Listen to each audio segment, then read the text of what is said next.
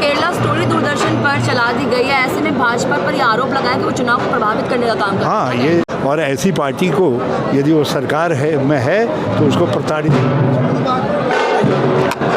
कि लोकल को नौकरी देने में वो लोग ठीक से काम नहीं करते हैं। तो भाई ये कोई बात नहीं हुई जब प्रदूषण हम झेल रहे हैं, ज़मीनें हमारी गई हैं और सारी जो दिक्कतें हैं वो जब लोकल व्यक्ति झेलता है तो रोज़गार पर भी हमारा अधिकार है। तो हमें विश्वास है कि वीरेंद्र रावत जी लोकसभा सदस्य बन के हरिद्वार से और इस कानून को पास कराएंगे, क्योंकि ये जो 70% रोज़गार का कानून है इसको मुख्यमंत्री रहते हुए हरीश रावत जी ने ही इसको बनाया भी था।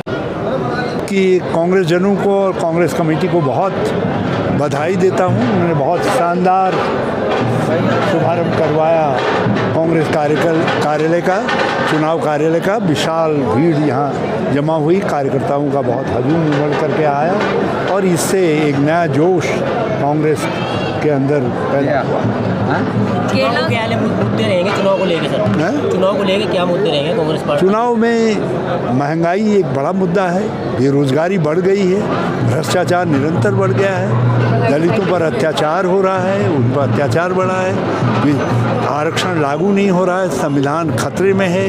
बहुत सारे मुद्दे हैं जिन पर जो है हम इस चुनाव में लोगों के पास जा रहे हैं, लोगों मतदाताओं से वोट की अपील कर रहे हैं। केरला स्टोरी दूरदर्शन पर चला दी गई है। ऐसे में भाजपा पर ये आरोप लगाया कि वो चुनाव को प्रभावित करने का काम कर रही है। ये चुनाव आयोग का कर्तव्य है, उनको इसको इस तरीके के प्रयास को रोकना चाहिए और ऐसी पार्टी को यदि वो सरकार में है तो उसको प्रताड़ित। देखिए, हमारी राष्ट्रवादी जनलोक पार्टी है जो यहाँ पर विधानसभा का जिला पंचायत का चुनाव लड़ी है और हमारा ये मुद्दा था कि उत्तराखंड में एक कानून बना हुआ है कि उत्तराखंड के जो मूल निवास के बच्चे हैं उनको 70% रोज़गार जो यहाँ पर फैक्ट्रियाँ लगती हैं उसमें दिया जाएगा। उसका कारण ये है कि जब फैक्ट्री यहाँ लगती हैं तो उसका जो प्रदूषण होता है वो यहाँ के लोकल परिवार झेलते हैं, सड़कें यहाँ पे लोकल की टूटती हैं, एक्सीडेंट हम झेलते हैं, तो रोज़गार में भी हमें हिस्सा मिलना चाहिए। तो उसी को देख के कानून भी बना हुआ है, लेकिन उसको लागू किसी सरकार ने नहीं कराया क्योंकि उनकी जो कंपनी के मालिक होते हैं उनसे सेटिंगबाजी होती है।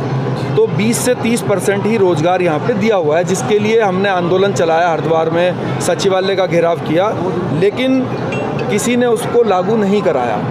तो अब लोकसभा चुनाव के दौरान हमने एक मीटिंग करी अपनी पार्टी की जिसमें हमने ये फैसला लिया कि हम लोकसभा का चुनाव नहीं लड़ेंगे, लेकिन हम उस पार्टी को समर्थन देंगे जो यहाँ पर 70% का जो रोज़गार गारंटी का कानून है प्राइवेट फैक्ट्रियों में उसको लागू कराएगा। इसके लिए हमने बीजेपी को, बसपा को, कांग्रेस को, सभी को पत्र भेजा।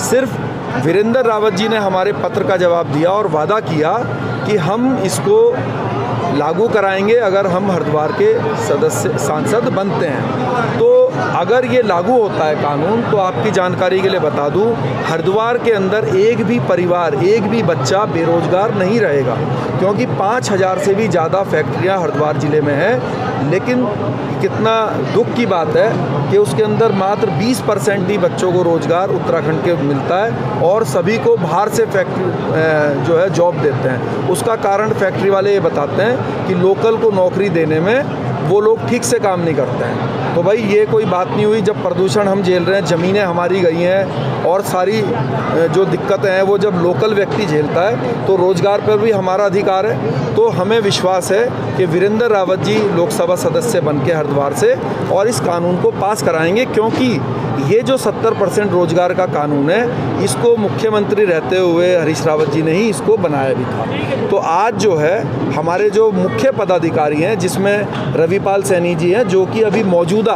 हमारे राजपा पार्टी के जिला पंचायत के सदस्य भी हैं 44 नंबर वार्ड से, हमारे राष्ट्रीय सचिव हैं राजवीर गुर्जर जी, वो भी हमारे साथ आए हैं, हमारी महिला की प्रदेश अध्यक्ष हैं पूनम चौधरी जी, डॉक्टर पूनम चौधरी, वो भी हैं, हमारे राष्ट्रीय सचिव हैं रवि